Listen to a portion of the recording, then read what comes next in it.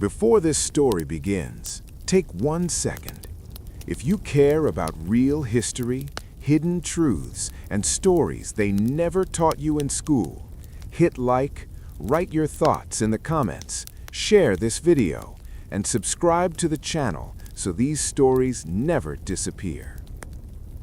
The American history you were never taught in school. They told you America was born in freedom.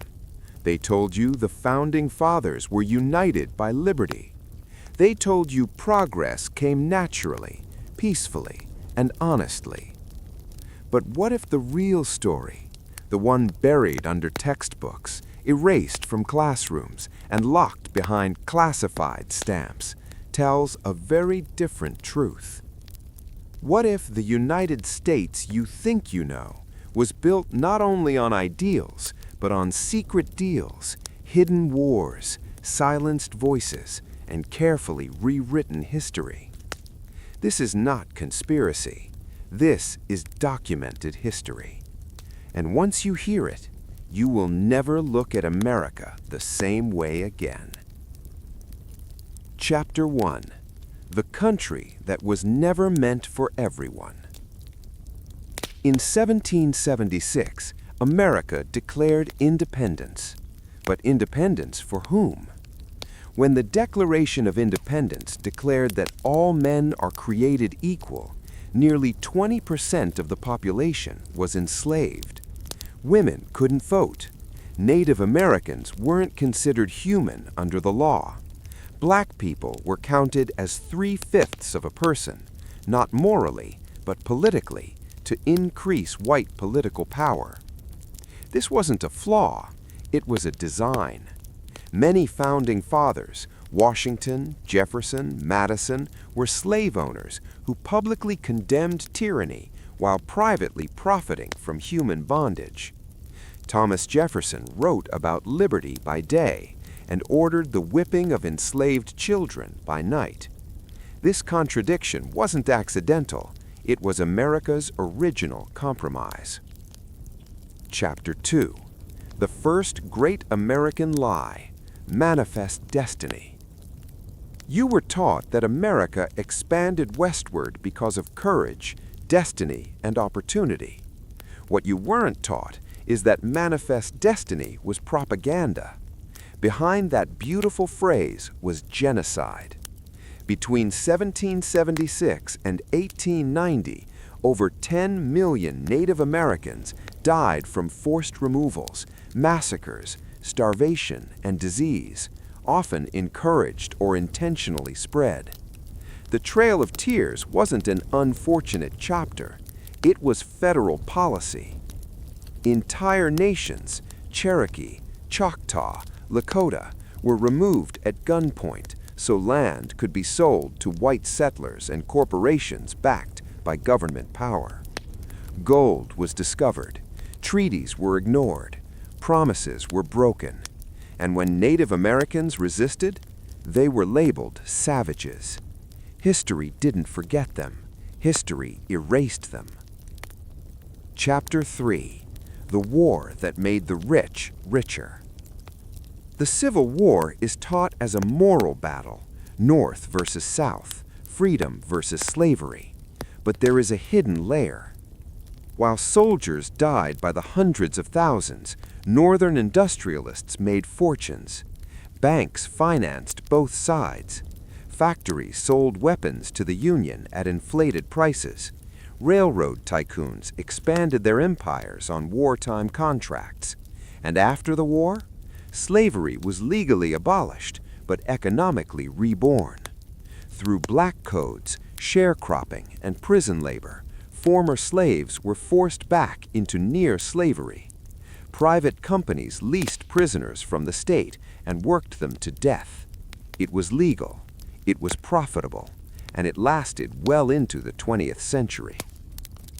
Chapter 4. America's first war on terror you were never told about. In the late 1800s, America looked outward. Spain controlled Cuba and the Philippines. The U.S. wanted influence. The USS Maine exploded in Havana Harbor in 1898. Newspapers screamed, "Remember the Maine." But here's the truth. There was no proof Spain attacked the ship. The explosion was likely internal. But war had already been sold to the public. America invaded Cuba, Puerto Rico, Guam, and the Philippines. The Philippines resisted U.S. rule. So America responded with concentration camps, torture, mass executions, and the killing of over 200,000 Filipino civilians. This was America's first overseas empire, built with blood and erased from textbooks. Chapter 5. The Business Plot, when Wall Street tried to overthrow the government. In 1933, during the Great Depression, something almost unbelievable happened. Some of America's wealthiest businessmen, connected to Wall Street, banks, and major corporations, planned a coup against President Franklin D. Roosevelt. They feared his New Deal. They hated worker protections. They admired Mussolini. Their plan: recruit a popular general, march veterans on Washington, and install a corporate-friendly dictatorship. The general, Smedley Butler, exposed the plot to Congress. The media laughed it off. No one was prosecuted. Documents later confirmed the plot was real. America came dangerously close to becoming a fascist state, and most Americans have never heard of it. Chapter 6. World War II, the parts they don't celebrate. World War II is America's good war, but even here the shadows are long. Over 120,000 Japanese Americans, most of them U.S. citizens, were thrown into internment camps. No trials, no evidence, just fear. Meanwhile, U.S. corporations like IBM supplied technology to Nazi Germany, technology used to track Jews and political enemies. After the war, America secretly recruited Nazi scientists through Operation Paperclip. Men involved in war crimes were brought to the U.S., given new identities, and used to build America's military and space programs. Justice was negotiable. Power was not. Chapter 7. The Cold War. Democracy by Force. America claimed to defend freedom worldwide, but from Iran to Guatemala, Vietnam to Chile, the U.S. overthrew democratically elected governments that threatened corporate interests. In 1953, Iran elected Mohammad Mossadegh, who nationalized oil. The CIA overthrew him, installed a dictator, and planted the seeds of future conflict. In Vietnam, millions died to stop an ideology, while defense contractors grew richer. Truth was the first casualty, again. Chapter 8. The War on Drugs, a War on Communities. You were told drugs destroyed America, but the war on drugs destroyed communities, especially black and poor communities. In the 1980s, crack cocaine flooded inner cities. Later investigations revealed the CIA had knowledge of drug trafficking linked to funding anti-communist rebels. Prisons filled. Private prison companies profited. Families were broken. This wasn't a failure. It worked exactly as designed. Chapter 9. 9/11 and the Age of Endless War. After 9/11, America was united by grief, but fear became policy.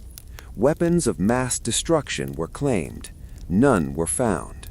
Trillions were spent. Millions died across the Middle East. Surveillance expanded.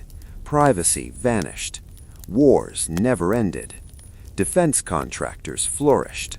And once again, history was written by power. Chapter 10. Why you were never taught this. Because history that questions power creates dangerous citizens. Because truth doesn't sell well when profits depend on silence.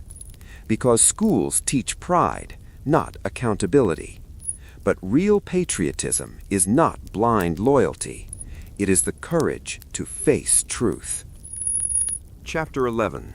The FBI, MLK, and the truth America still avoids. Martin Luther King Jr. is remembered today as a hero, a dreamer, a symbol of peace. But while he was alive, the U.S. government treated him as an enemy. The FBI, under J. Edgar Hoover, illegally wiretapped Dr. King. They followed him. They recorded his private life. They tried to destroy his reputation. In 1964, the FBI sent Dr. King an anonymous letter suggesting he should kill himself before his alleged secrets were exposed. This wasn't rumor. This document exists. Why? Because Dr. King didn't just fight racism. He began criticizing capitalism, the Vietnam War, and economic exploitation. At the end of his life, he was organizing the Poor People's Campaign, uniting Black, white, Latino, and poor Americans. That scared power. When Dr. King was assassinated in 1968, an entire movement was left leaderless. To this day, the full FBI files remain sealed. Chapter 12. When the government poisoned its own people. In 1932, the U.S. government began the Tuskegee experiment. Hundreds of black men in Alabama, many poor, many illiterate, were told they were receiving medical treatment. They were not. Doctors knew these men had syphilis. They intentionally withheld treatment, even after penicillin became available. Men died. Wives were infected. Children were born sick. This experiment lasted 40 years. No one went to prison. And Tuskegee was not alone. During the Cold War, the U.S. secretly tested radiation, biological agents, and chemical exposure on soldiers, prisoners, and civilians. American citizens were used as test subjects without consent. Chapter 13. Coca-Cola, Corporations, and Quiet Violence. History often focuses on presidents and wars, but corporations shaped America just as deeply. In Latin America, U.S. companies like United Fruit controlled land, politics, and labor. When workers demanded fair wages, governments were overthrown. Union leaders were killed.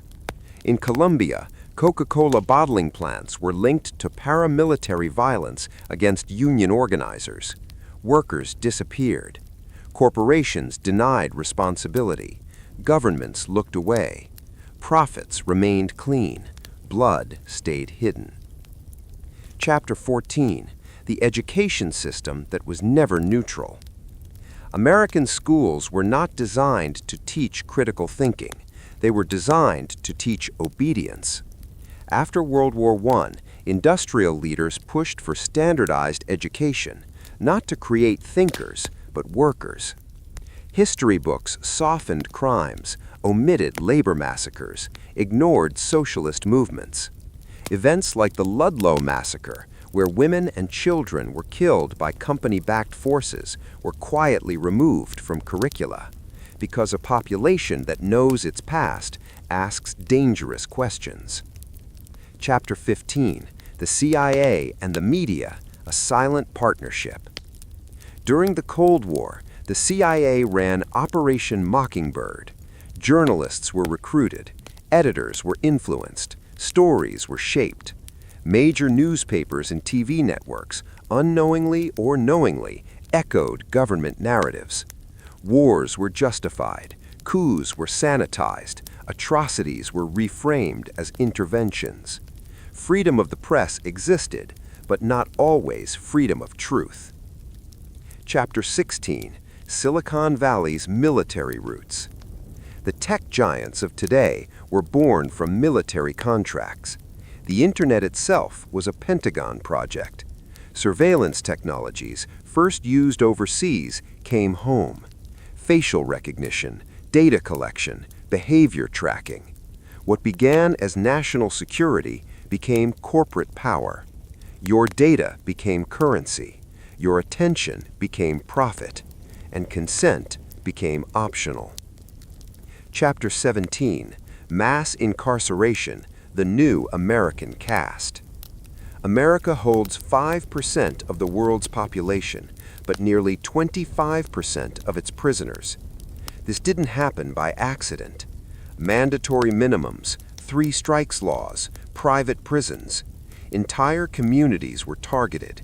Former prisoners lost voting rights, jobs, housing. A permanent underclass was created legally. Slavery had ended, control had not. Chapter 18, The Military-Industrial Machine That Never Sleeps. President Eisenhower warned America in 1961 about the military-industrial complex. Few listened. War became business. Weapons needed enemies. Enemies justified budgets. Budgets fed corporations. Peace was bad for profit, so fear was manufactured. Chapter 19, When Dissent is Always Dangerous. From the Red Scare to the Patriot Act, those who question power are labeled threats. Whistleblowers are exiled. Protesters are surveilled. Truth is criminalized. But every major reform, civil rights, labor laws, women's rights, came from dissent. America advances not because of power, but in spite of it. Chapter 20, The Pattern You Were Never Meant to See. Once you see the pattern, you cannot unsee it. Fear justifies control. War creates profit. History is rewritten. Dissent is punished. Power protects itself. This is not anti-American. This is American history. Chapter 21, Television, Fear, and the Manufacturing of Reality. For most Americans, history doesn't come from books. It comes from screens. Television became America's most powerful teacher, not because it informed, but because it repeated. Night after night, the same words, the same threats, the same enemies. Fear became familiar. Familiar became normal. Crime was exaggerated. Foreign nations were demonized. Economic inequality was rarely discussed.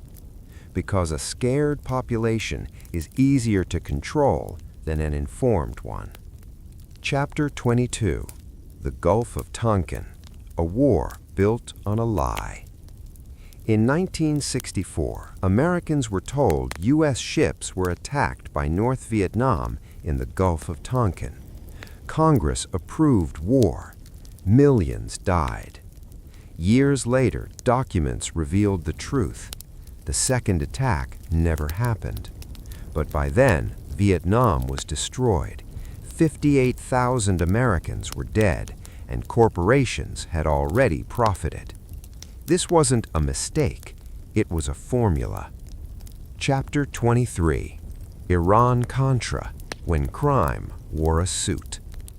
In the 1980s, the U.S. government publicly claimed it would never negotiate with terrorists. Behind closed doors, it did exactly that. Weapons were secretly sold to Iran. The money was used to fund rebels in Nicaragua, despite Congress forbidding it. When the scandal broke, some officials were convicted. Later, they were pardoned. The lesson was clear. Laws exist for the powerless. Power exists above the law. Chapter 24, The Disappearing Middle Class. After World War II, America built a strong middle class. Then came deregulation, outsourcing, union destruction. Productivity rose, wages stagnated. The wealth didn't disappear, it moved upward. Today, 3 men hold more wealth than the bottom half of the country. This wasn't inevitable, it was engineered. Chapter 25, 9/11, the day everything changed forever. September 11th, 2001 was a national trauma, but trauma was turned into policy. Wars without end, surveillance without limits, fear without expiration. The Patriot Act passed before most lawmakers even read it. Privacy became suspicious, dissent became dangerous, and the war economy exploded. Chapter 26, the surveillance state comes home. What was once justified overseas came back home. Phones monitored, emails stored, movements tracked. Whistleblowers warned America. They were hunted. Edward Snowden revealed the truth and lost his country. The message was clear: expose power and you become the enemy. Chapter 27, Wall Street's greatest crime and its reward. In 2008, banks collapsed the global economy. Millions lost homes, jobs vanished, lives were ruined. What happened next? Banks were bailed out. Executives got bonuses. No handcuffs, no prison. The system was not broken. It worked perfectly for those it was built to protect. Chapter 28, the myth of choice. America celebrates elections, but real power rarely changes hands. Corporate money dominates politics. Lobbyists write laws. Revolving doors spin endlessly. Different faces, same donors. Democracy exists, but influence is for sale. Chapter 30, Social Media, the New Control System. Social media promised connection. It delivered division. Algorithms reward anger. Outrage spreads faster than truth. Attention is monetized. You are not the customer, you are the product, and every second you scroll, someone profits. Chapter 30, Protest, the only thing that ever changed America. Every freedom you enjoy came from protest, not voting alone, not speeches, but disruption. Civil rights, labor laws, women's suffrage. Power never gave rights willingly. They were taken by people willing to be uncomfortable. Chapter 31, Why this story is dangerous. Because once you know this history, you cannot be easily manipulated. You recognize patterns, you question narratives, you resist fear. That is why this history was never taught. Chapter 32, The future America is choosing right now. America stands at a crossroads: more surveillance or more accountability, more division or more truth. History is not over. It is being written right now, and silence is also a choice. Chapter 33, What real patriotism actually means. Patriotism is not worship, it is responsibility. To question power, to protect the vulnerable, to remember the forgotten. A nation is strongest when its people know the truth, even when it hurts. Chapter 34, The truth they hoped you'd never hear. America is not uniquely evil, but it is not uniquely innocent. It is a nation built on ideals and contradictions, freedom and force, democracy and domination, hope and horror. Both are real. Ignoring one destroys the other. Chapter 35. This is where the story becomes yours. History doesn't belong to governments or corporations. It belongs to those who remember. And now you know.